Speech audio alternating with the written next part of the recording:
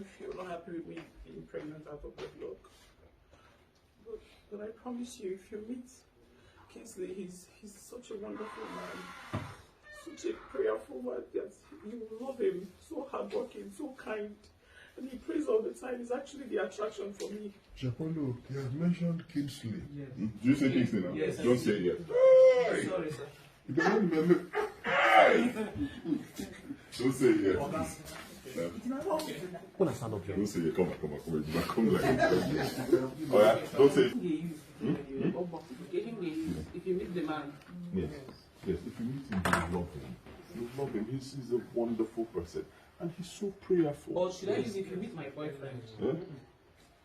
You could go for you that annoy me more. Yes. Okay. Yeah, action. I'm so sorry. I got pregnant out of wedlock. I know that's not what you planned for me.